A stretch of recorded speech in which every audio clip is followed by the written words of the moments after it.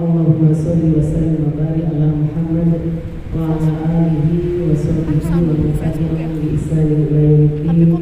Asyhadu an la ilaha illallah wa asyhadu anna Muhammadan abduhu wa rasuluh. Rabbi ishrah li sadri wa yassir li amri wa hlul 'uqdatam min lisani yafqahu qawli.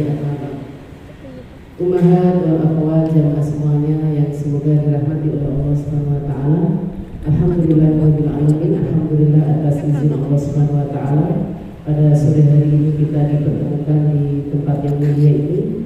Semoga kehadiran kita di sini senantiasa tercatat menjadi pemberat amal ibadah kita semuanya, dan kita tergolong sebagai hamba yang senantiasa diinginkan oleh Allah menjadi orang yang baik, sebagaimana yang dikatakan oleh Rasulullah SAW, "Mayuridillahu bihi khairan yufaqihu fiddin."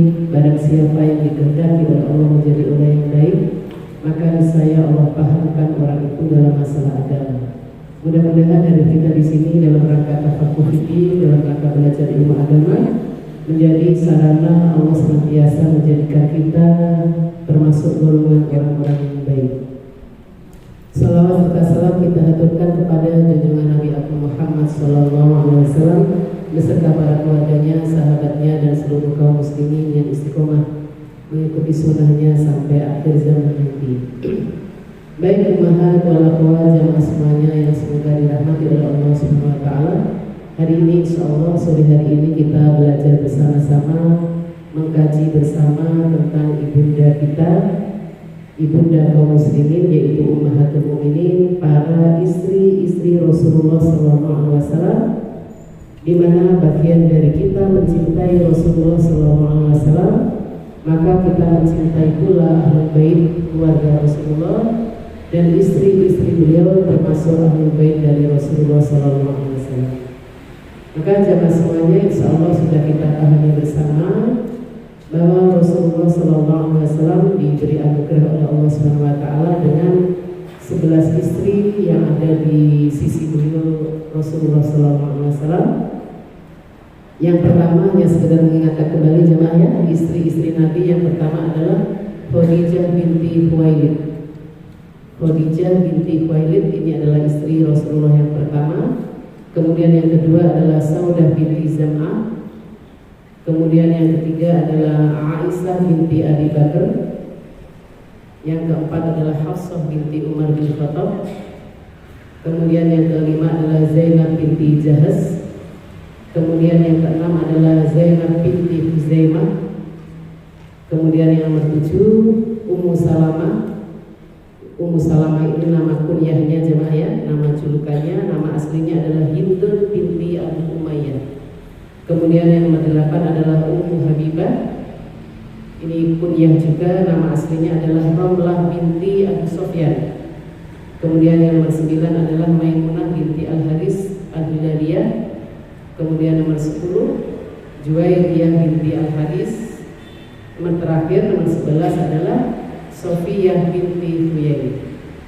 Ini jamaah ya, para ummahatul mukminin yang namanya harum semerbak di tengah-tengah kaum muslimin. Maka apa yang bisa kita ambil dari beliau, akhlak apa, teladan apa, kemudian kepribadian seperti apa yang bisa kita ambil dari mereka-mereka para ummahatul mukminin. Di antaranya jamaah semuanya yang dirahmati oleh Allah Subhanahu wa taala, mungkin di antara kita begitu semerbaknya, begitu semebarnya kajian-kajian seperti ini jemaah ya. Mungkin di antara kita bertanya-tanya bagaimana peranan wanita di dalam dakwah, bagaimana peranan seorang wanita di dalam menyebarkan agama Islam, di dalam menyebarkan ilmu-ilmu Islam. Di mana sementara kita lihat dalam Al-Quran, di sana Allah mengatakan waqarna fi buyutikunna, dan ayat itu tertuju kepada kita semuanya kaum wanita. Allah mengatakan waqarna fi buyutikunna, hendaklah kalian semuanya menetap dalam rumah-rumah kalian. Sementara di satu sisi kita memiliki kewajiban berdakwah menyebarkan agama Islam.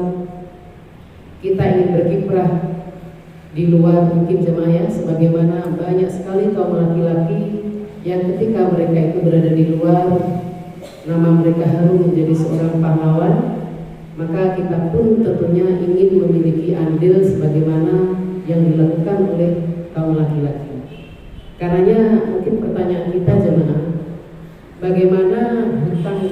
muslimin terhadap seorang wanita. Ini jemaah ya, bagaimana hutang kaum muslimin terhadap kaum wanita? Hal ini, pertanyaan ini perlu kita hadirkan jemaah semuanya, agar di antara kita semuanya paham betul bahwa ternyata Islam itu betapa memuliakan kedudukan seorang wanita. Sampai Islam ini kaum muslimin punya hutang kepada kaum wanita. Terlebih jemaah, mungkin akan kita kerucutkan pertanyaannya, bagaimana hutang kita khususnya kepada ibunda Ummahatul Mukminin, yaitu yang bernama Khadijah radhiyallahu anha. Ini jemaah ya, mari kita lihat bagaimana hutang kita kepada ibunda Khadijah radhiyallahu anha. Maka jemaah semuanya yang dirahmati oleh Allah Subhanahu wa taala, kita sekarang ini menikmati betapa nikmatnya kajian sunnah, betapa indahnya kita hidup di atas naungan sunnah Rasulullah SAW. Kemudian bau sunnah pun semerbak di mana-mana jemaah ya. Itu justru bukan berasal dari kaum laki-laki saja. Jadi sampai saat ini alhamdulillah kita menyaksikan, kita merasakan bau sunnah Rasulullah SAW semerbak dalam kehidupan kita sehari-hari. Justru bukan karena seorang laki-laki saja. Justru di sana ada seorang wanita yang luar biasa. Wanita itu adalah ibunda Khadijah radhiyallahu anha, di mana beliau telah memberikan pengorbanannya, telah memberikan semua hartanya untuk Rasulullah SAW, telah memberikan perhatiannya kepada Rasulullah SAW, mengorbankan rumahnya setiap hari untuk tempat lalu lalang sahabat Nabi, dan beliau mengorbankan rumahnya untuk tidak terkunci menjadi tempat keluarnya para sahabat Nabi, terutama ketika dakwah sudah diwajibkan oleh Allah Subhanahu wa taala secara terang-terangan. Luar biasa jemaah pengorbanan beliau. Padahal kalau kita lihat jemaah, bagaimana Khadijah mengorbankan rumahnya menjadi tempat lalu lalang para sahabat Nabi dalam belajar ilmu agama, kita hubungkan dalam kehidupan sehari-hari bahwa tabiat seorang wanita itu sangat sensitif dalam masalah rumah. Seorang wanita itu kalau dalam bahasa Arabnya disebut dengan Rabbatul Bait, penguasa rumah. Seorang wanita itu sensitif sekali ketika rumahnya berubah sedikit, pasti dia terasa aja. Bahkan mungkin dalam hari-harinya dia ingin senantiasa rumahnya ada perubahan dan lain sebagainya. Kenapa? Karena tempat bernaung yang paling indah bagi seorang wanita adalah di rumahnya. Karena kita bayangkan bagaimana seorang Khadijah jemaah, pengorbanannya yang luar biasa dengan rumah yang sedemikian sempit, mengorbankan rumahnya menjadi tempat lalu lalang para sahabat Nabi yang pada waktu itu belajar bersama Rasulullah SAW. Karenanya jemaah semuanya, di sini kita sampaikan Khadijah telah membangun kesabaran dan pengorbanan waktu, harta, jiwa, raga, sehingga beliau menjadi partner dakwah dalam kehidupan Rasulullah SAW. Dan inilah hutang kita kepada Khadijah. Inilah jemaah ya, hutang kita kepada Khadijah. Jadi setelah Allah tentunya jemaah ya, setelah Allah Subhanahu wa taala tentunya Khadijah telah memberikan andil yang luar biasa, semebarnya agama Islam, semebarnya sunnah Rasulullah. Di antaranya adalah karena andil besar yang dimiliki, yang diberikan oleh Khadijah kepada umat Islam. Karena tidak heran jemaah, ketika Allah pun membayar kontan terhadap semua perjuangan pengorbanan yang dilakukan oleh Khadijah dengan sebuah kabar gembira yang disampaikan oleh malaikat Jibril, disampaikan kepada Rasulullah SAW, yang kemudian disampaikan kepada ibunda Khadijah radhiyallahu anha, untuk disampaikan bahwa untuk seorang Khadijah Allah telah membangunkan sebuah rumah di surga, yang rumah itu jauh dari kebisingan, rumah itu jauh dari kegaduhan, rumah itu penuh dengan keheningan. Kenapa Allah sifati seperti ini jemaah? Rumah yang hendak disediakan oleh Allah untuk Khadijah untuk mengganti bagaimana pengorbanan Khadijah, sahabatnya beliau, menghadapi para sahabat Nabi yang rumahnya senantiasa ramai, lalu lalang para sahabat Nabi yang belajar di situ. Allah bayar kontan langsung di dunia jemaah. Beliau masih ada di dunia, kakinya masih menapaki bumi, setiap hari beliau masih beraktivitas di dunia, tapi Allah kasih kabar kepada beliau, di antaranya adalah kabar gembira yang berupa rumah di surga nanti. Karenanya jamaah yang dirahmati oleh Allah Subhanahu wa taala, Khadijah Khadijah menikah dengan Rasulullah SAW. Pendapat yang paling kuat mengatakan Khadijah di usia 40 tahun, kemudian Rasulullah di usia 25 tahun. Selisih 15 tahun lebih tua dibandingkan dengan Rasulullah SAW. Karenanya dari sini kita melihat jemaah bahwa Khadijah tidak memberikan keremajaannya kepada Rasulullah. Khadijah tidak memberikan usia mudanya kepada Rasulullah SAW. Akan tetapi Khadijah memenuhi kehidupan Rasulullah, hidup di hati Rasulullah, memenuhi rumah Rasulullah SAW, memenuhi jiwa Rasulullah SAW dengan kesabarannya, dengan kenyamanannya, dengan pengorbanan totalitas lahir dan batin, apalagi jamaah dengan ketenangannya dan lain sebagainya. Karena jamaah kecintaan Rasulullah SAW sampai dikenal oleh Rasulullah sampai Khadijah meninggal dunia. Wafatnya Khadijah tidak menjadikan Rasulullah kemudian melupakan beliau, tapi kenangan-kenangan indah itu terbawa sampai Khadijah sudah meninggal dunia. Kenapa jemaah? Karena andil yang besar yang dimiliki oleh seorang Khadijah terhadap dakwah, terutama dakwah yang dilakukan oleh Rasulullah SAW, menjadi partner utama dalam dakwah beliau. Karenanya jemaah semuanya sangat masuk akal sekali ketika karena kecintaan Rasulullah kepada Khadijah yang luar biasa menjadikan salah satu dari istri beliau yaitu yang bernama Aisyah radhiyallahu anha memiliki kecemburuan terhadap Khadijah. Dan ironisnya jemaah Khadijah dengan Aisyah tidak pernah berjumpa, tidak pernah bertemu. Jadi Aisyah cemburu dengan orang yang sudah meninggal dunia. Kenapa jemaah? Karena kenangan-kenangan indah yang dilalui oleh Rasulullah bersama Khadijah senantiasa dibangkitkan, senantiasa dihidupkan oleh Rasulullah dalam kehidupannya dengan istri-istri beliau yang lainnya. Makanya kita lihat jemaah ya, bagaimana Rasulullah SAW ketika pada suatu hari didatangi oleh seorang tamu, seorang wanita jemaah ya, langsung Rasulullah membalas salamnya itu dengan wajah yang berbinar-binar, dengan wajah yang sangat ceria sekali. Kemudian Rasulullah langsung menyampaikan kepada istrinya yang pada waktu itu Rasulullah kejatah di rumahnya Aisyah radhiyallahu anha, maka langsung Rasulullah menyampaikan kepada Aisyah, tolong berikan penghormatan, berikan sajian yang istimewa kepada tamu ini. Demikian juga Aisyah menyampaikan kepada ummahatul mukminin yang lainnya, kepada istri-istri yang lainnya, bahwa pada hari ini Rasulullah telah kedatangan seorang tamu yang istimewa.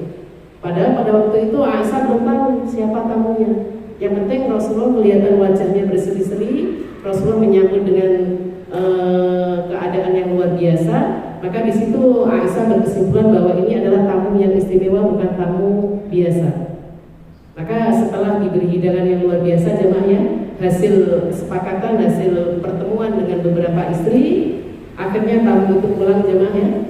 Maka Rasulullah pun menyampaikan kepada Aisyah, wahai Aisyah, tahukah siapa yang datang kepada engkau tadi? Siapakah yang datang kepada kalian tadi? Tidak lain dan tidak bukan, itu adalah adiknya Khadijah. Jadi di sini jemaah begitu salah, kemudian padahal belum berjumpa dengan orangnya, Rasulullah langsung wajahnya bersinar-sinar. Kenapa? Karena terdengar suaranya. Biasanya suara kakak dengan adiknya agak mirip jemaah ya. Langsung Rasulullah teringat ini adalah adiknya Khadijah. Seperti itu jemaah yang kecintaan Rasulullah SAW dengan Khadijah radhiyallahu anha. Kenapa? Karena pengorbanan yang diberikan oleh Khadijah, terutama dalam Islam ini, luar biasa. Yang ini hendak kita jadikan contoh dalam kehidupan kita sehari-hari. Khadijah jemaah hidup selama 25 tahun bersama Rasulullah. Rasulullah menikah 25 tahun bersama Khadijah 25 tahun. Berarti sisa usianya setelah meninggalnya Khadijah berapa tahun jemaah? 13 tahun. Karena Rasulullah meninggal di usia 63 tahun. Selama 13 tahun Rasulullah hidup bersama 10 istri-istrinya. Selama 13 tahun Rasulullah hidup bersama ummahatul mukminin yang lainnya. Selama 25 tahun Rasulullah sudah tercukupi rasa cintanya, keamanannya, tidak berbagi dengan wanita yang lainnya. Inilah hebatnya Khadijah jemaah. Hebatnya Khadijah yang sampai membuat Aisyah radhiyallahu anha cemburu sampai beliau mengatakan, "Wahai Rasulullah, engkau masih mengenang seorang wanita tua itu." Maksudnya Khadijah jemaah. Padahal dia sudah meninggal dunia dan Allah sudah menggantikan engkau dengan seorang wanita yang lebih muda, seorang wanita yang cantik, seorang wanita yang masih gadis. Ini perkataan Aisyah pada suaminya jemaah, pada Rasulullah. Maka Rasulullah pun mengatakan, "Wahai Aisyah, dari Khadijah lah aku memiliki banyak sekali putra putri, dan darinya, dari beliaulah, dari Khadijah lah Islam ini semebar luar biasa." Setelah dijawab seperti itu jemaah, Aisyah tidak berani berbicara karena apa yang dimiliki oleh Khadijah ternyata tidak dimiliki oleh seorang Aisyah. Ini jemaah ya, bagaimana pengorbanan Khadijah kepada Islam, bagaimana hutang kaum muslimin terhadap Khadijah radhiyallahu anha. Seandainya bukan karena Khadijah, setelah Allah tentunya jemaah ya, boleh jadi sunnah tidak tersebar sampai sekarang, kita tidak merasakan kajian-kajian sunnah indah seperti ini, dan kita tidak merasakan indahnya hidup di bawah naungan sunnah Rasulullah SAW. Kemudian jemaah semuanya yang dirahmati oleh Allah SWT, yang kedua, kepada siapa kaum muslimin berhutang besar, dan khususnya seorang muslimah, kepada siapa kita ini semuanya memiliki hutang yang sangat besar sekali jemaah, selain kepada Khadijah. Yang kedua, hutang kita, hutang kaum muslimin, hutang kaum muslimah yang terbesar yang kedua adalah kepada Aisyah radhiyallahu anha, istri Rasulullah SAW yang selanjutnya. Ini jemaah ya, bahwa di antara hikmah atau fungsi dari ta'addud atau poligaminya Rasulullah SAW adalah di antaranya adalah bahwa istri-istri Nabi adalah seorang ustadzah, istri-istri Nabi adalah seorang da'iyah yang mereka memberikan penjelasan, pengarahan, keterangan terutama tentang hukum-hukum yang berkenaan dengan wanita, hukum-hukum yang berkenaan dengan haid, hukum-hukum yang berkenaan dengan mandi jinabah, hukum-hukum yang berkenaan dengan permasalahan rumah tangga. Itu mayoritas kita dapatkan dari ummahatul mukminin. Maka jamaah semuanya yang dirahmati oleh Allah SWT, salah satu pribadi yang dimiliki oleh Rasulullah SAW adalah Rasulullah adalah seorang yang pemalu. Rasulullah itu lebih pemalu dibandingkan dengan seorang wanita yang berada dalam pingitan seorang orang tuanya. Pernah pada suatu hari seorang wanita Ansor datang kepada Rasulullah SAW. Dia hendak mengadukan kepada Rasulullah bagaimana tata cara mandi wajib disebabkan bersihnya dari haid. Ini jemaah ya. Maka wanita Ansor ini pun menceritakan kepada Rasulullah, "Ya Rasulullah, aku hendak mandi wajib, aku hendak bersuci dari haid. Tolong sampaikan kepada kami ya Rasulullah bagaimana tata cara mandi jinabah, mandi wajib." Masya Allah, Rasulullah seorang yang pemalu jemaah, ditanya dengan masalah-masalah seperti ini. Mungkin bisa kita hayalkan jemaahnya bagaimana respon Rasulullah, bagaimana wajah Rasulullah SAW. Maka Rasulullah pun memberikan bahasa kiasan yang kadang-kadang bahasa kiasan majazi yang dimiliki oleh Rasulullah itu nggak dipahami oleh kaum wanita. Rasul mengatakan, "Wahai muslimah, ambillah kapas, kemudian masukkan, setelah itu mandilah engkau darinya." Maka kata wanita ini, "Ya Rasulullah, bagaimana aku memasukkannya? Setelah itu aku mandi." Kemudian Rasulullah mengulang lagi, "Ambillah kapas, kemudian masukkan, setelah itu mandilah engkau." Sampai diulang lagi 3 kali jemaahnya. Ternyata wanita ini gak ngeh jemaah. Wanita ini gak paham karena Rasulullah menggunakan bahasa kiasan. Sampai akhirnya disinilah kita lihat betapa yang namanya ummahatul mukminin, di antaranya Aisyah, memiliki peran yang sangat luar biasa. Ketika wanita Ansor ini gak paham-paham juga yang disampaikan oleh Rasulullah, maka dia mencolek wanita itu. Aisyah manggil wanita itu, dicolek, "Sini kau, kemari." Kata Aisyah, kemudian dijelaskan, "Ambil kapas, lalu masukkan kapas itu di kemaluanmu. Kalau sudah, lihatlah apa yang ada di kapas itu. Kalau yang di kapas itu sudah tidak lagi terlihat warna lain selain warna bening, keputihan, maka mandilah engkau." Dari situlah engkau akan dikatakan sebagai wanita yang sudah suci. Baru ngeh dari sini jamaah. Karena kalau disampaikan vulgar oleh Rasulullah, tentunya Rasulullah malu. Karena ini adalah masalah kewanitaan. Inilah jamaah yang dirahmati oleh Allah Subhanahu wa taala, hutang kita kepada Aisyah radhiyallahu anha. Maka jamaah semuanya yang dirahmati oleh Allah Subhanahu wa taala, para ummahatul mukminin adalah sebaik-baik ustazah. Mereka adalah sebaik-baik da'iyah, dan kita pahami jemaah bahwa hadis Nabi yang menjadi sumber hukum Islam kedua setelah Al-Qur'anul Karim itu tidak hanya terbatas pada perkataan-perkataan Nabi, tapi di sana pula banyak perbuatan-perbuatan Nabi yang itu masuk dalam kategori hadis Nabi. Karena yang namanya hadis Nabi jemaah ya, hadis Nabi yang menjadi sumber hukum kedua setelah Al-Quran, pengertian dari hadis Nabi itu adalah segala sesuatu yang bersumber dari Rasulullah SAW, baik berupa perkataan Rasulullah, baik berupa perbuatan Rasulullah, baik berupa ketetapan atau takrir Rasulullah, itulah namanya hadis Nabi. Nama lainnya adalah as-sunnah.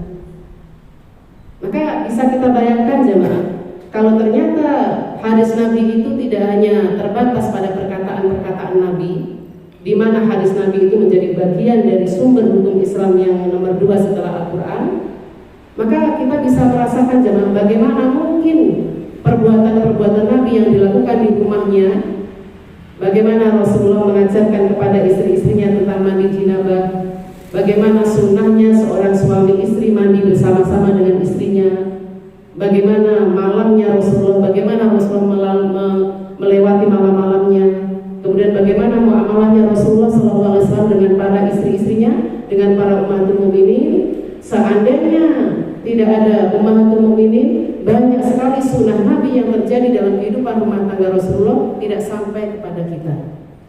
Betul jemaah? Karena itu yang menyampaikan adalah para ummahatul mukminin. Itulah hutang besar kaum muslimin, kaum muslimat khususnya kepada Aisyah radhiyallahu anha.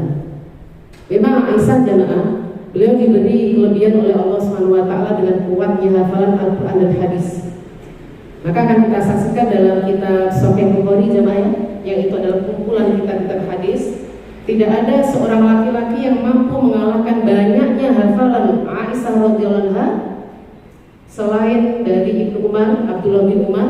Yang kedua adalah dari Abu Hurairah. Selebihnya pemenangnya adalah Khadijah radhiyallahu anha. Maka bisa kita bayangkan seandainya hadis itu, seandainya tidak ada Aisyah, tidak ada para ummatul mukminin, banyak sekali sunnah-sunnah Nabi yang luput dalam kehidupan kita. Banyak sekali bagaimana kehidupan Rasulullah di rumah tangganya, bagaimana Rasulullah melewati malam-malamnya, bagaimana Rasulullah mengajari kepada istri-istrinya tentang mandi jinabah dan lain sebagainya. Itu nyaris tidak kita dapatkan dari Abu Hurairah, tidak kita dapatkan dari Abu Sa'id Al-Khudri, tidak kita dapatkan dari Ibnu Umar atau Abdullah bin Umar. Tapi mayoritas kita dapatkan dari ummahatul mukminin, di antaranya adalah Aisyah radhiyallahu anha. Ini hutang kita jemaah ya, hutang kita kepada Aisyah. Karenanya jemaah tidak aneh kalau Aisyah memenuhi kitab Sahih Bukhari dengan hafalan-hafalan hadisnya, maka tidak aneh kalau kita lihat orang-orang Syiah waliyadzubillah yang termasuk paham sesat jemaah ya, mudah-mudahan kita dijauhkan dari pemahaman yang sesat seperti itu. Maka tidak aneh sekali jemaah ketika orang-orang Syiah mereka melontarkan fitnah yang keji kepada Aisyah radhiyallahu anha. Di antaranya menuduh Aisyah seorang wanita yang telah berzina dengan seorang sahabat Nabi yang bernama Sufyan bin Mu'attal. Kemudian didustakan semua berita-berita yang datangnya dari Aisyah, dicaci maki, dihina dan luar biasa. Apa tujuannya jemaah? Tujuannya adalah ketika kaum muslimin sudah jauh dengan Aisyah radhiyallahu anha, sudah termakan omongan oleh orang-orang Syiah, mereka membenci kepada Aisyah radhiyallahu anha karena berita-berita yang datang dari orang Syiah bahwa Aisyah itu adalah seorang wanita yang keji, seorang wanita yang akhlaknya tidak baik dan lain sebagainya. Yang terjadi, kaum muslimin benci kepada Aisyah, dan puncaknya kaum muslimin akan meninggalkan hadis Nabi. Kenapa? Karena mayoritas hadis Nabi itu kita dapatkan dari Aisyah radhiyallahu anha. Setelah kaum muslimin sudah benci kepada Aisyah jemaah, sudah benci kepada sunnah Rasulullah yang terjadi, maka orang-orang Syiah akan memasukkan paham-paham yang batil, paham-paham sesat mereka kepada kaum muslimin. Karenanya hati-hati sekali jemaah ya. Inilah tipu daya yang dilakukan oleh orang-orang Syiah. Di antaranya adalah melakukan berita-berita bohong terhadap Aisyah radhiyallahu anha. Padahal jemaah seperti di awal kita sampaikan, bagian dari kecintaan kita kepada Rasulullah SAW, di mana keimanan kita tidak akan menjadi iman yang sempurna sebelum Allah dan Rasulnya kita cintai yang paling utama, mengalahkan kecintaan kita kepada diri kita sendiri, mengalahkan kecintaan kita kepada orang tua kita, mengalahkan kecintaan kita kepada anak-anak kita, dan mengalahkan kecintaan kita kepada seluruh manusia di dunia ini. Maka Allah dan Rasulnya menjadi pertama kali yang harus kita cintai. Maka bagian dari mencintai Rasulullah SAW adalah mencintai Ahlul Bait Rasulullah. Di antara Ahlul Bait mereka, Ahlul Bait Rasulullah adalah para Ummahatul Mukminin, yang tadi namanya sudah kita sebutkan satu persatu. Baik jemaah semuanya yang dirahmati oleh Allah SWT, memang Aisyah tidak bisa mengungguli Khadijah dalam masalah harta jemaah ya. Aisyah tidak bisa mengungguli Khadijah dalam masalah harta. Allah beri kemampuan yang luar biasa kepada Khadijah untuk memanage perdagangannya, usahanya, bisnisnya, sehingga beliau menjadi miliarder yang luar biasa, miliarder jemaah ya, yang kaya raya. Tapi di sisi lain Allah lebihkan Aisyah dengan kekuatan hafalan, hadis dan lain sebagainya. Tapi sekali lagi jemaah, kalau misalnya Khadijah tidak pernah kita jumpai dalam hadis Nabi, riwayat yang datangnya dari Khadijah, bukan berarti Khadijah itu bukan wanita yang mulia. Karena ukuran mulianya sahabat Nabi, ukuran mulianya para sahabiah tidak diukur dengan banyaknya riwayat. Kita lihat jemaah, Abu Bakar As-Siddiq, Umar bin Khattab, Utsman bin Affan, Ali bin Abi Thalib, mereka orang yang paling mulia setelah Rasulullah SAW. Tapi tidak banyak kita jumpai dalam hadis Rasulullah, beliau itu banyak meriwayatkan hadis. Bahkan justru orang yang masuk Islamnya akhir-akhir, yaitu Abu Hurairah, justru menjadi pemenang utama di antaranya jemaah dengan banyaknya riwayat. Akan tetapi kita simpulkan bahwa keterbaikan seorang sahabat, keterbaikan seorang sahabiah bukan diukur dari banyaknya periwayatan hadis. Karena buktinya Khadijah mungkin nyaris tidak kita jumpai satu pun riwayat yang datangnya dari Khadijah. Ini jamaah ya. Jadi kemudian jangan menilai Khadijah berarti lebih mulia dibandingkan Aisyah dibandingkan dengan Khadijah, tidak seperti itu ukurannya. Karenanya jamaah semuanya yang dirahmati oleh Allah SWT, beranjak dari dua Ummahatul Mukminin ini, yaitu dari Khadijah kemudian dari Aisyah, apa yang bisa kita simpulkan jemaah? Yang bisa kita simpulkan adalah kita kaum muslimin, terutama kaum muslimah jemaah ya, harus memiliki andil yang besar dalam penyebaran agama Islam ini. Kita harus memiliki andil yang besar dalam dunia dakwah, dalam dunia pendidikan Islam, sebagaimana yang dilakukan oleh para Ummahatul Mukminin. Khadijah telah berjuang demi Islam, demi Allah dan Rasulnya dengan hartanya. Aisyah telah berjuang untuk Islam, untuk Allah dan Rasulnya dengan kegigihannya meriwayatkan hadis, dengan kegigihannya menyampaikan hadis-hadis Nabi terhadap kepada para sahabiah. Maka apa yang bisa kita lakukan saat ini jemaah dalam rangka kita meniru meneladani para Ummahatul Mukminin? Maka yang bisa kita lakukan adalah kita harus memiliki andil, siapapun kita, apapun yang kita lakukan, kita harus memiliki sumbangsi yang besar terhadap perkembangan agama Islam, terhadap penyebaran ilmu agama, terhadap kajian-kajian sunnah yang sudah dirintis oleh Ibunda Khadijah, yang sudah dirintis oleh Ibunda Aisyah dan para Ummahatul Mukminin yang lainnya.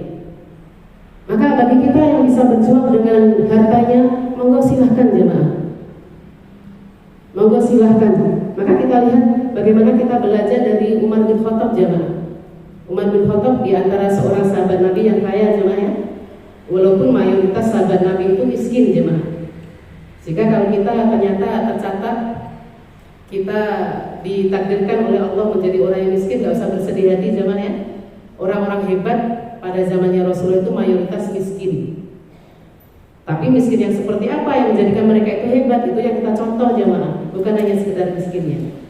Maka Umar bin Khattab jamaah termasuk sahabat Nabi yang kaya raya. Maka kita lihat bagaimana kehidupan sehari-harinya jamaah. Beliau kaya sekaya-kayanya sampai ketika Rasulullah menggalang dana untuk perang, beliau memberikan separuh dari hartanya untuk perang. Akan tetapi beliau kaya sekaya-kayanya, beliau nikmati secukupnya. Ini yang menjadi kunci bahasa kita jamaah ya. Kaya sekaya-kayanya silahkan nikmati secukupnya. Selebihnya di mana jamaah? Selebihnya mari kita titipkan di dunia dakwah. Selebihnya mari kita titipkan di lembaga-lembaga pendidikan Islam. Selebihnya mari kita titipkan kepada fakir miskin. Selebihnya mari kita titipkan kepada anak-anak yatim. Dan itulah dunia yang benar-benar membawa kepada akhirat kita. Kalau di sana dikatakan oleh Rasulullah SAW, dunia itu tercela, dunia itu tidak terpuji, bahkan tidak kita temukan satupun ayat dalam Al-Quran maupun hadis Nabi yang memuji tentang dunia. Semuanya adalah mencela tentang dunia. Maka bagaimana dunia itu bisa terpuji jemaah? Dunia bisa terpuji kalau dunia itu kita bawa ke akhirat. Ini yang bisa kita ambil dari kesimpulan yang bisa kita ambil dari Umar bin Khattab dan Ummahatul Mukminin. Kita harus memiliki andil jemaah. Yang punya harta silahkan punya andil sebesar-besarnya untuk perkembangan agama Islam, terutama dakwah sunnah yang ada di Cilacap sini jemaah ya. Kemudian kalau tidak kita fasilitasi mereka-mereka yang mau kajian, mereka-mereka yang mau belajar ilmu agama, dengan mungkin mengikhlaskan rumah kita jadikan sebagai sentral kajian pendidikan agama, itu luar biasa jemaah. Kenapa? Karena kembali seorang wanita fitrahnya dia sangat sensitif sekali dalam masalah rumah. Dia pengennya rumah itu tidak terganggu. Karena tabiat wanita memang habitatnya di rumah, sehingga dia tidak ingin terganggu. Tapi kalau terganggunya dia rumahnya karena untuk kajian, untuk pendidikan agama Islam, luar biasa jemaah. Itu di antara andil kita jemaah.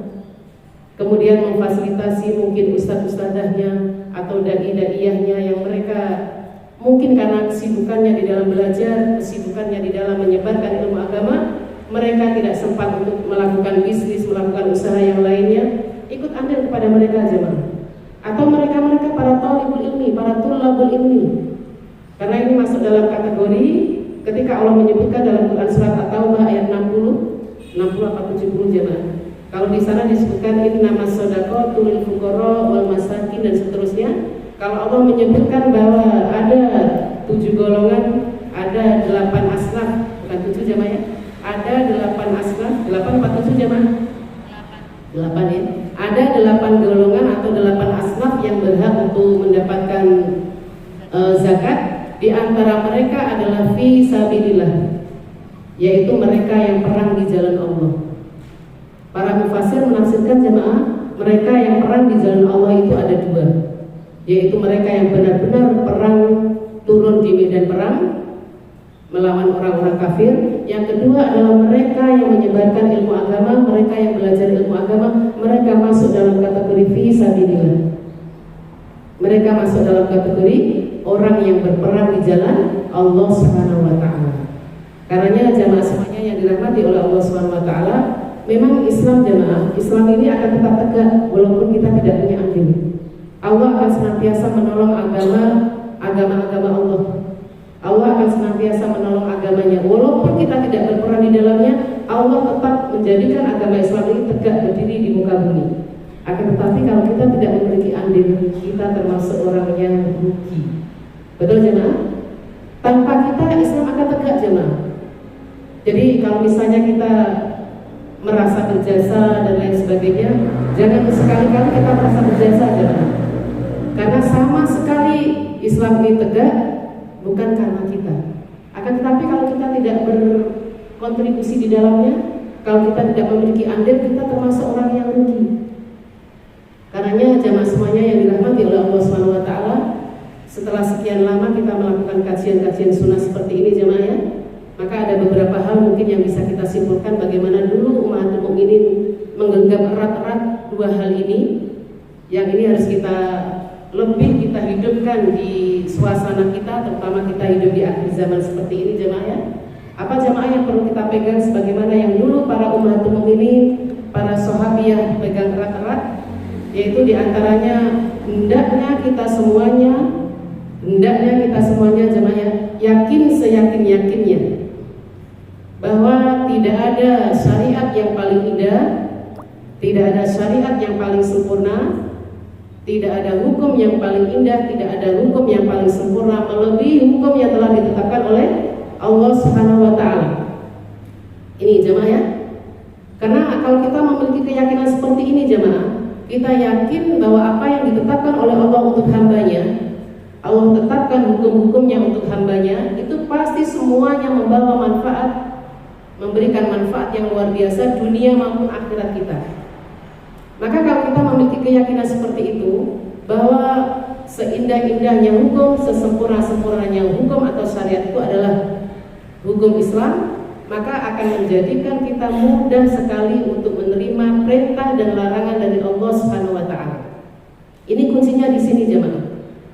Kenapa selama ini kok kita berat menjalankan perintah Allah? Allah memerintahkan kepada kaum wanita khususnya seperti ini.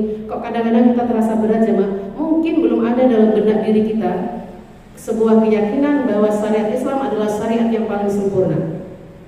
Contohnya apa jemaah? Contohnya mungkin di antara kita sudah lama kajian jemaah, dan kajiannya judulnya kajian sunnah jemaah. Ya, kajian sunnah di mana yang namanya dalil itu senantiasa berseliweran di mana-mana jemaah ya. Bukan berdasarkan perasaan, prasangka dan lain sebagainya, bukan berdasarkan logika. Sudah sering disampaikan bagaimana seorang wanita wajibnya dia menjaga segala sesuatunya, tapi masih sering kita jumpai. Mudah-mudahan Allah memberikan hidayah kepada kita semuanya. Di mana saudara-saudara kita masih sering mereka itu selfie di media sosial. Ini jemaah ya. Kalau nggak salah saya pernah mengikuti beritanya, di sini pernah ada materi yang judulnya penyakit ain, betul jemaah? Masya Allah, penyakit ain itu jemaah tidak hanya terjadi ketika kita bertatap muka. Penyakit ain itu bisa muncul pula foto yang kita sebarkan di media sosial. Saya siapa itu jemaah ya? Yang gurunya Ustaz Firanda itu saya siapa itu? Abdul Musin. Beliau menyampaikan bahwa yang namanya penyakit ain itu tidak hanya muncul ketika kita bertatap muka dengan orang lain, tapi terjadi pula ketika foto kita atau mungkin segala sesuatu yang ada dalam diri kita pajang di media sosial. Jamaah semuanya, kita lihat bagaimana Aisyah, bagaimana Khadijah. Mungkin kita juga pernah mendengar bagaimana Asia. Siapa Asia jamaah? Asia binti Muzahim, istri dari Fir'aun. Bagaimana Sofia, bagaimana Fatimah. Mereka wanita-wanita yang luar biasa, kita nggak pernah jumpa wajahnya seperti apa jemaah. Nggak pernah melihat bagaimana rambutnya, apakah kulitnya itu putih atau kuning atau hijau dan lain sebagainya. Nggak pernah kita lihat jemaah. Tapi Masya Allah kebaikannya terkenang sampai sekarang ini, hingga akhir zaman nanti jemaah. Maka kalau kita ingin agar kebaikan kita terkenang jemaah ya, bukan foto kita yang kita pajang jemaah. Justru kita khawatir kalau foto kita yang kita pajang akan menjadi dosa jariah jemaah, bukan amal jariah kita. Maka hati-hati di situ jemaah ya. Ummahatul mukminin, mereka adalah orang yang senantiasa menyembunyikan dirinya. Tidak jemaah ya, tidak bermudah-mudah dalam menampakkan kecantikannya, keindahan kulitnya dan lain sebagainya, tapi mereka adalah wanita yang terhormat, wanita yang senantiasa menjaga kehormatan dirinya. Di antaranya dengan apa jemaah? Dengan tidak suka tampil seperti itu. Ya memang mungkin kita akui dulu tidak ada, zamannya para ummatul mukminin tidak ada yang namanya HP, teknologi seperti itu nggak ada jemaahnya. Tapi mereka dalam dunia nyata pun nggak berani seperti itu jemaah. Maka kalau kita ingin meneladani mereka, para ummatul mukminin, para sahabiah, contoh di antaranya bagaimana mereka mungkin wajahnya tidak pernah kita dengar, tidak pernah kita lihat, suaranya tidak pernah kita dengar, kecantikannya tidak pernah kita lihat jemaah ya. Tapi mereka senantiasa menularkan kebaikannya, kebajikannya kepada kita semua. Ini jemaah ya. Jadi kalau kita sudah sering disampaikan seperti itu jemaah, kok kita masih suka selfie dan lain sebagainya, tanyakan kepada hati nurani jemaah. Boleh jadi sebenarnya kita sudah menerima kebenaran seperti itu, tapi perjuangan kita melawan hawa nafsu belum maksimal. Ini jemaah ya, kita sudah tahu betul bahwa bahayanya seperti ini, bahayanya seperti ini. Ada penyakit angin dan lain sebagainya. Terlebih jemaah apalagi tentang mungkin keharmonisan rumah tangganya dan lain sebagainya. Ngapain ditampakkan ke orang lain jemaah? Justru orang-orang yang benar-benar bahagia, mereka tidak ada waktu untuk menampakkan keharmonisannya di depan umum jemaah. Karena hari-harinya dia sudah sibuk dengan kebahagiaannya. Dia sudah sibuk dengan nikmat rumah tangganya. Nggak perlu yang adanya seperti itu. Karena ini hati-hati jemaah ya, ini fitnah akhir zaman. Kemudian kalau kita seorang wanita meyakini bahwa tidak ada hukum yang paling indah melebihi Al-Quran, melebihi syariat Islam, melebihi hukum yang telah ditetapkan oleh Allah dan Rasulnya. Di antaranya kita terima semua ketetapan hukum yang telah ditetapkan oleh Allah dan Rasulnya. Dalam masalah ini di antaranya adalah masalah hukum poligami. Apa jemaah? Hukum poligami. Maka di antara kita jemaah, kalau memang kita tidak mau dimadu, diracun pun juga nggak mau jemaah ya, maka jangan sampai kita tidak menerima hukum tentang poligami. Ini bahaya jemaah. Kalau tidak menerima hukum poligami, karena poligami adalah bagian dari syariat Islam, Allah dan Rasulnya yang menetapkan jemaah, bukan manusia. Kalau kita tidak meyakininya, bahkan mungkin kita mengolok-olok, kemudian kita mendustakannya, kita khawatir akan terjerumus ke dalam salah satu dari pembatal-pembatal syahadat kita. Bahaya ini jemaah. Maka kalau memang hati kita berat untuk seperti itu jemaah, minimal jangan menolak hukumnya jemaah. Harus kita yakini bahwa itu hukum datangnya dari Allah Subhanahu wa taala. Di mana hukum yang ditetapkan oleh Allah adalah sebaik-baik hukum. Tidak ada hukum sebaik hukum yang telah ditetapkan oleh Allah dan Rasulnya. Banyak sekali jamaah hukum-hukum yang kadang-kadang terasa berat oleh manusia. Itu dikarenakan kenapa jamaah? Dikarenakan hawa nafsu kita yang terlalu mendominasi, perasaan kita yang terlalu mendominasi. Kita tidak terbiasa untuk segala sesuatunya mentaati sami'na wa ata'na terhadap perintah Allah dan Rasulnya. Demikian juga tentang hukum waris jamaah ya. Mungkin kita menerima hukum-hukum yang relatif diterima oleh dada dengan lapang dada. Kalau kita menerimanya itu wajar jamaah. Yang perlu perjuangan yang luar biasa itu adalah ketika hukum-hukum itu berat diterima oleh hati kita, oleh dada kita. Maka apa yang harus kita lakukan jemaah? Paksakan hati kita, dada kita untuk menerimanya. Karena ini adalah ketentuan dari Allah dan Rasulnya.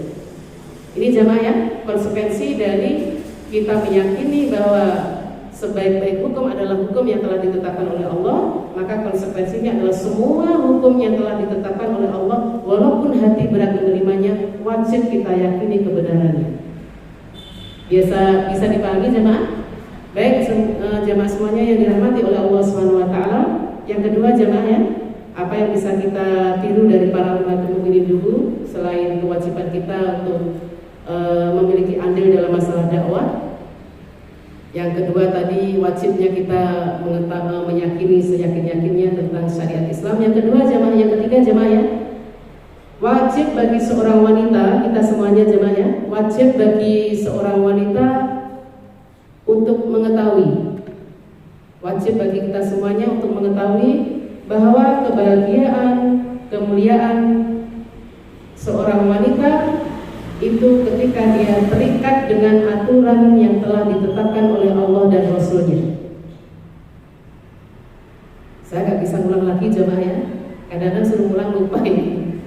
Apa tadi jemaah? Wajib bagi seorang wanita untuk mengetahui bahwa kebahagiaan, kedamaian, ketentraman, apalagi jemaah yang ketenangan seorang wanita, kemuliaan seorang wanita ketika dirinya terikat dengan aturan-aturan yang telah ditetapkan oleh Allah dan Rasulnya. Karenanya di situ wajibnya kita untuk mentaatinya.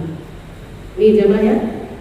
Maka kita jemaah seorang wanita, sampai kita melanglang buana kemanapun jemaah, kita tidak akan pernah mendapatkan kebahagiaan yang sesungguhnya kalau kita tidak mengikatkan diri dengan aturan-aturan agama. Maka kita lihat jemaah ya, bagaimana di sana kita saksikan banyak sekali orang yang menjadikan harta sebagai standarisasi kebahagiaannya. Ternyata dia tidak akan mendapatkan kebahagiaan yang sesungguhnya. Dengan harta dia akan mendapatkan kebahagiaan yang semu. Mungkin kita jumpai pula di sana banyak sekali seorang wanita yang menjadikan popularitasnya atau apalagi jemaah mungkin karirnya menjadi standarisasi kebahagiaan, tapi prakteknya dia tidak mendapatkan kebahagiaan yang sesungguhnya.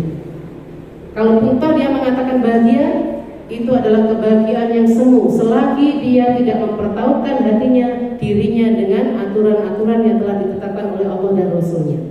Karenanya jamaah semuanya yang dirahmati oleh Allah Subhanahu wa taala, aturan-aturan yang telah ditetapkan oleh Allah dan itu rata-rata mayoritas sesuai dengan fitrah manusia. Artinya kalau sesuai dengan fitrah manusia bukan berarti nggak berat loh jemaah ya. Artinya aturan-aturan agama ini semuanya sesuai dengan fitrah manusia. Kalaupun toh berat, itu masih dalam fitrah manusia pula. Contohnya apa jemaah? Kalau saya contohkan seperti ini jemaah, bahwa syariat Islam ini semuanya sesuai dengan fitrah manusia, sesuai dengan kemampuan kita. Kalau sesuai dengan fitrah kita bukan berarti nggak ada yang berat jemaah ya, ada yang berat. Tapi kalau ada yang berat itu masih dalam jangkauan manusia. Contohnya jemaah, mungkin beberapa banyak kita saksikan kaum laki-laki yang bekerja di sektor yang berat. Seberat apapun yang mereka lakukan, tapi masih dalam jangkauan dia bisa melakukannya. Ya kan jemaah ya? Karena Allah tidak akan membebani seseorang di luar kemampuannya. Maka syariat Islam pun juga demikian jemaah.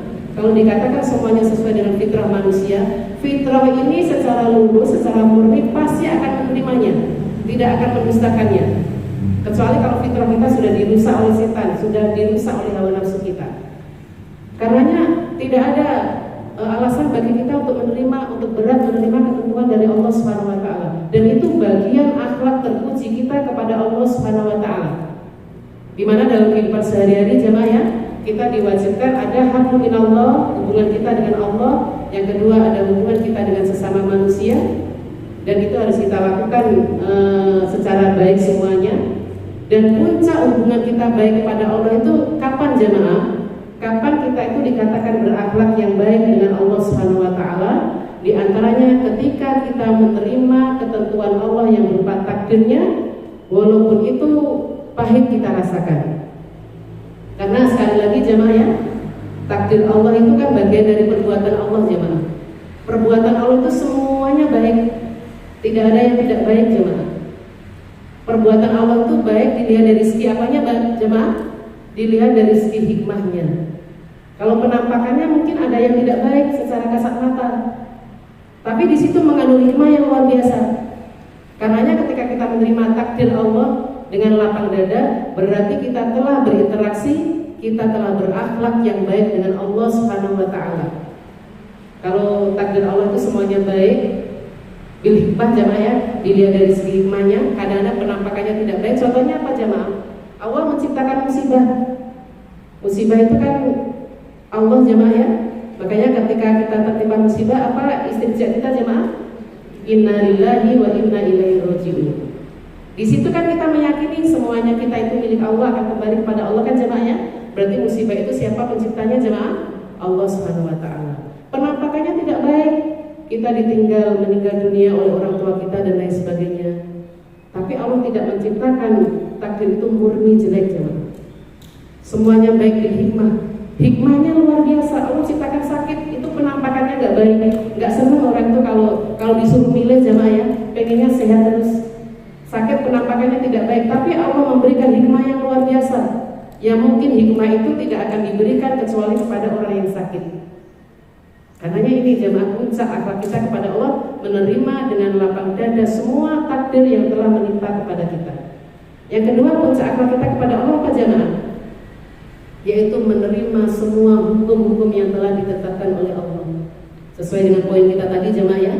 Maka ketika Allah menetapkan seorang wanita pergaulannya seperti ini, seorang wanita bagaimana di rumah tangganya, bagaimana seorang wanita dengan putra-putrinya, bagaimana muamalahnya seorang istri dengan suaminya, dengan mertuanya dan lain sebagainya, itu kalau kita terima dengan lapang dada bagian dari akhlak terbaik kita kepada Allah Subhanahu wa taala. Bisa dipahami jemaah? Bisa insya Allah ya. Baik jemaah semuanya yang dirahmati oleh Allah Subhanahu wa taala. Kalau di sana Rasulullah SAW mengingatkan kepada kita, uridun nar, telah dinampakkan kepadaku neraka. Terus lanjutannya aktsarun nasi aktsaru ahliya an-nisa. Saya ulangi lagi jemaah ya. Uridun nar. Kata Rasulullah, saya diperlihatkan neraka. Kemudian faida aktsaru ahliya an-nisa. Diperlihatkan kepadaku neraka dan kebanyakan mayoritas penduduknya adalah kaum wanita. Kenapa kaum wanita bisa menjadi mayoritas penduduk neraka jemaah? Tentunya karena kelalaian-kelalaian, karena dosa-dosa yang dilakukan oleh kaum wanita. Karenanya jemaah semuanya yang dirahmati oleh Allah Subhanahu wa taala, beranjak dari hadis itu, jalan yang terbentang di hadapan kita semuanya jemaah ya. Ada dua jalan, silakan kita memilih jemaah. Di sana ada jalannya mayoritas wanita, jalan yang sering dilalui, jalannya yang banyak dilalui oleh mayoritas wanita. Mayoritas wanita melaluinya, tapi ujung-ujungnya berujung kepada neraka. Siapa itu jamaah? Padahal neraka di sana dikatakan satu hari sama seperti 1000 tahun di dunia. Siksaan terendah adalah ketika kaki kita itu dimasukkan ke permukaan neraka, maka akan naik ke atas menjadikan ubun-ubun ini meleleh. Ini siksaan teringan jamaah. Dan itu jalan yang sering dilalui oleh mayoritas wanita. Siapa mereka jamaah? Mereka yang jauh hidupnya dari ilmu agama. Ini jamaah ya, mereka yang jauh ilmunya, mereka yang hidupnya jauh dari ilmu agama. Karenanya jamaah semuanya yang dirahmati oleh Allah Subhanahu wa taala, seiring dengan ilmu yang kita kaji setiap hari, yang semakin hari semakin bertambah, maksimalkan kita di dalam mengamalkannya jemaah. Ya jemaah ya, maksimalkan kita di dalam mengamalkannya. Bagaimana dulu Ibunda Sufyan Ats-Tsauri, seorang ulama besar jemaah ya, beliau mengatakan kalau engkau sudah hafal 10 hadis, kalau nggak salah jemaah ya, dilihatnya seperti itu, maka kalau engkau tidak merubah perilakumu, jangan engkau tambah lagi hafalanmu. Artinya apa jemaah? Bukan berarti Ibunda Sufyan Ats-Tsauri ini menghalangi putranya untuk belajar ilmu agama, tidak. Beliau tidak memberikan motivasi kepada putranya bagaimana harusnya yang namanya ilmu itu merubah pemiliknya menjadi sebagaimana yang dikatakan oleh Allah, innama yasallaha min ibadihil ulama. Sesungguhnya orang yang paling takut kepada Allah adalah orang yang alim. Maka harusnya jemaah ya, idealnya, wajibnya, seiring dengan tambahnya ilmu yang kita miliki, maka semakin kita hijrah menuju kepada aturan Allah Subhanahu wa taala. Semakin kita amalkan dalam kehidupan sehari-hari, sehingga kalau pun kita terjerumus dalam kesalahan jemaah ya, itu bukan kesalahan yang fatal. Kalau pun kita terjerumus dalam sebuah kesalahan, kita segera kembali kepada Allah Subhanahu wa taala dengan taubatan nasuha yang kita lakukan setiap hari. Itu harusnya seperti itu jemaah. Karenanya jalan yang dilalui oleh mayoritas wanita, mereka yang tidak pernah belajar ilmu agama. Yang kedua jemaah semuanya, jalan yang kedua, jalannya siapa jemaah? Jalannya wanita yang minoritas tapi ujungnya adalah surga. Tentunya jemaah semuanya, untuk menapaki surga ini perlu perjuangan yang luar biasa, perlu pengorbanan. Karena di sana dikatakan oleh Rasulullah SAW, "Khufatil jannah bil makari." Yang namanya surga itu dipenuhi, dikelilingi dengan segala sesuatu yang memberatkan hati, menyesakkan dada. Surga itu di sekeliling kita bertaburan dengan hal-hal yang memberatkan hati. Tapi sebaliknya, wa khufatin nar bis syahawat. Dan neraka itu dilingkungi, dipenuhi, dikelilingi dengan hal-hal yang menyenangkan hati. Karenanya walaupun itu menyenangkan hati jemaah, itu adalah jalannya neraka, maka hanya orang wanita-wanita yang berjiwa besar, mereka yang senantiasa bersungguh-sungguh agar dijauhkan oleh Allah dari siksa api neraka. Karenanya siapa wanita yang minoritas ini jemaah? Wanita yang minoritas di sini siapa? Mereka yang senantiasa menghidupi, menghiasi dirinya dengan ilmu agama. Kalau yang tadi yang pertama, mungkin saya kembali jemaah ya. Yang pertama, jalannya neraka itu mereka wanita-wanita yang jauh hidupnya dari ilmu agama. Yang kedua, jalannya wanita minoritas yang hanya didapatkan oleh mereka yang jiwa besar, mereka yang senantiasa memenuhi hidupnya dengan ilmu agama. Jadi semuanya kehidupannya dipandu oleh ilmu agama. Nggak ada yang luput dari ilmu agama. Karenanya jamaah semuanya yang dirahmati oleh Allah Subhanahu wa taala, belajar ilmu agama jangan pernah malas jamaah ya.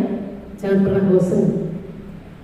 Kalau kita malas, kalau kita bosan jamaah, apa yang kita dapatkan di sisa akhir hidup kita?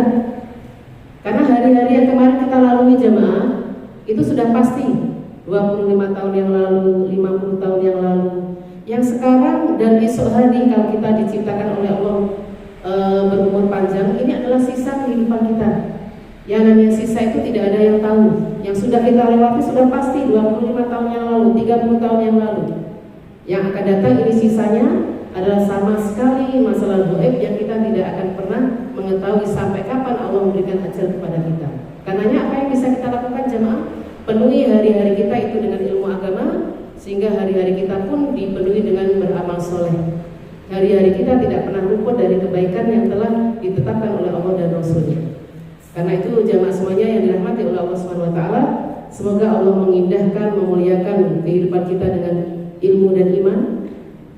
Kemudian Allah memperbaiki waktu dan hari-hari kita dengan kebaikan dan ketaatan kita kepada Allah Subhanahu wa taala. Allah memperbaiki postur tubuh kita dengan hijab yang syar'i. Allah memperbaiki postur tubuh kita dengan akhlak-akhlak yang mulia. Kita jauhkan dari akhlak yang tidak termasuk akhlak yang dimiliki oleh wanita muslimah. Sebelum saya tutup, mungkin ada pertanyaan jemaah?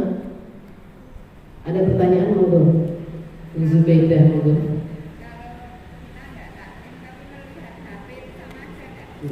Kita nggak taklim tapi melihat HP. Gimana jemaah? Yang dilihat HP-nya kajian maksudnya jemaah, bukan yang lain ya. Iya. Jadi kajian online atau offline gitu ya, itu mana yang lebih utama? Tentunya jamaah semuanya ini jawabannya adalah fleksibel. Memang ketika kita dalam masa pandemi seperti ini alhamdulillah pandemi benar-benar berakhir jamaahnya. Saya sudah menganggapnya berakhir jamaahnya.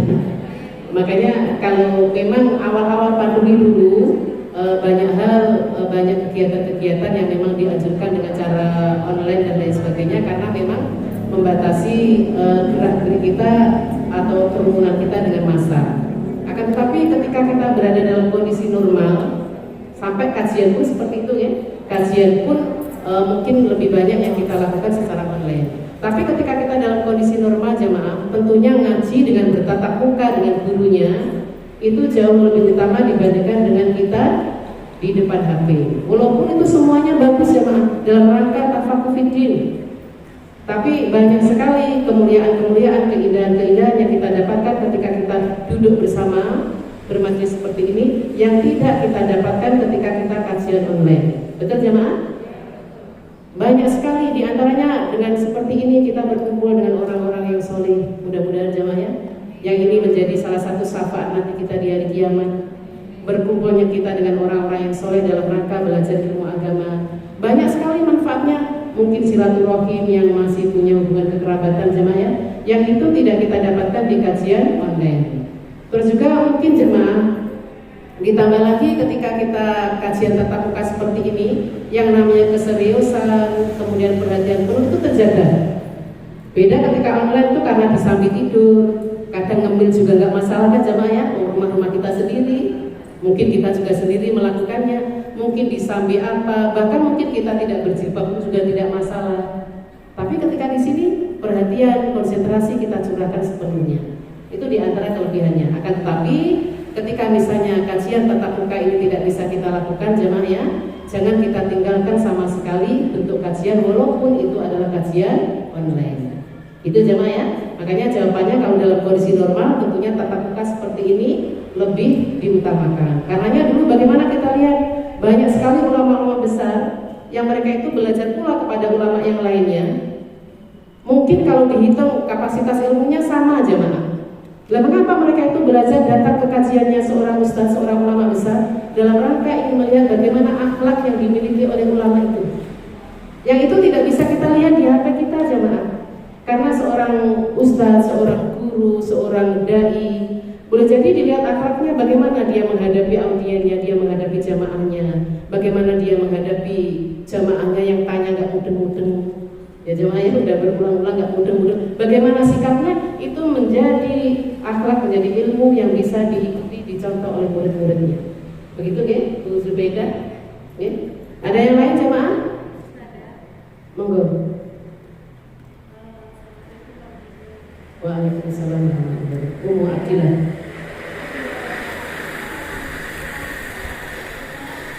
Ulang lagi usaha anu iya, kalau sang ngeten ini ada anunya. Kasihan kalau ngeten. Iya, idealnya seorang wanita yang sudah berumah tangga itu untuk menuntut ilmu dalam 1 minggu itu berapa kali? Karena sebab ini secara termudah saja ya. Dua ulama besar kita, Ustaz Abdul Hakim dan Ustaz Yazid itu waktu ditanya, Ustaz saya itu kalau setiap hari ini ngaji, kemudian hari yang mungkin dalam 1 minggu sekitar 3-4 kali ngaji itu kan dimarahin ya Bu? Karena bagaimana dengan rumah tangga kamu kok kamu tinggal terus gitu? Iya. Baik jemaah semuanya yang dirahmati oleh Allah SWT, tentunya ini juga kondisional jemaah ya, kondisional. Makanya jemaah semuanya yang dirahmati oleh Allah SWT, ketika status kita sudah berubah menjadi seorang istri, tentunya kewajiban kita setelah kepada Allah dan Rasulnya adalah kepada suami kita. Maka jangan sampai keluarnya kita dari rumah suami kita mengganggu atau terusik kewajiban kita terhadap suami kita. Makanya berapa kali seorang ummahat itu harus thalabul ilmi dalam sepekannya, itu tentunya semuanya fleksibel. Jamaah ya, kalau terlalu sering juga itu tidak bagus. Karena ibaratnya jamaah kalau terlalu sering itu boleh jadi itu akan menjadi hal yang biasa, bukan lagi menjadi istimewa. Akhirnya kalau ilmu itu dianggap biasa, mengamalkannya pun tidak semangat. Tapi juga tidak boleh terlalu lama vakum. Mungkin sepekan sekali itu bagus, ya. Tapi semuanya fleksibel jamaah. Kalau misalnya kita 3 hari sekali kita bisa menuntut ilmu agama seperti ini, dengan tidak melupakan kewajiban kita sebagai seorang istri, dengan tidak melupakan kewajiban kita sebagai seorang ibu, itu tentunya luar biasa. Jadi semuanya fleksibel jamaah ya. Karenanya ketika kita datang ke sini, tentunya persiapannya sudah luar biasa jamaah ya. Gak mungkin kita keluar rumah kemudian rumah kita berantakan, anak-anak kita belum kita urus dan lain sebagainya. Sehingga sebelum kita datang ke sini semuanya yang menjadi tugas utama kita selesaikan terlebih dahulu. Sehingga dari sini ketika seorang suami mungkin ada yang kadang-kadang tidak begitu mendukung istrinya kajian di luar rumah, karena mungkin boleh jadi ketika dia kajian di luar rumah, rumahnya berantakan dan lain sebagainya. Tentunya ini suami marah jemaah. Karena bagi seorang suami yang tiap hari dia capek bekerja, rumahnya adalah surganya. Dia ingin melihat keindahannya dan lain sebagainya. Maka di sini pandai-pandainya seorang wanita itu mengatur segala sesuatunya. Karenanya ada seorang syekh menasihatkan kepada kita semuanya kaum muslimah di antaranya jemaah ya, wajib bagi kita untuk memanage, untuk mengatur waktu sedemikian rupa. Karena selain kita punya kewajiban kepada Allah dan Rasulnya, kita punya kewajiban kepada suami kita. Dan kita pun punya kewajiban terhadap diri kita pribadi. Dan itu mungkin kewajiban kita terhadap diri kita pribadi ini tidak dipenuhi oleh suami kita. Contohnya jemaah, yang seharusnya yang paling utama berkewajiban mendidik kita itu kan suami-suami kita jemaah, betul? Makanya Allah mengatakan ya ayyuhalladzina amanu qu anfusakum. Itu diantaranya tertuju kepada kaum laki-laki jemaah. Akan tetapi karena keterbatasan ilmu mungkin atau waktu yang dimiliki oleh suami-suami kita, idealnya suami memberikan waktu, kesempatan kepada istrinya untuk menuntut ilmu agama. Tapi toh demikian, kita pun harus bijak di dalam melakukan segalanya. Jadi semuanya fleksibel gitu ya. Mungkin kalau saya katakan idealnya berapa itu saya nggak berani mengatakan dengan pasti karena masing-masing orang mungkin tidak sama. Mungkin 3 hari sekali itu utama. Tapi kalau setiap hari memang kita akui jamaah, kalau kita sering mendapatkannya menjadi jenuh, seolah yang namanya HP belum habis isinya sudah dicas.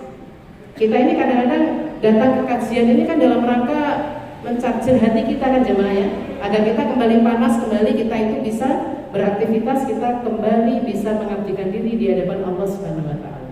Mungkin kurang lebihnya seperti itu ya, ya. Yang lainnya sepertinya sudah tidak sabar untuk saya tutup dan saya tidak mau berpanjang lebar jemaah ya. Sebetulnya saya sabar menemani ibu sampai 5:30 nanti. Cuma dilihat dari segi pandangannya kok sudah melihat jam semuanya. Demikian mungkin yang bisa saya sampaikan, kurang lebihnya mohon maaf.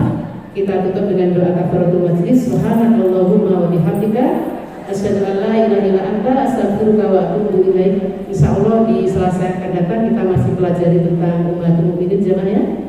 Demikian wassalamualaikum warahmatullahi wabarakatuh.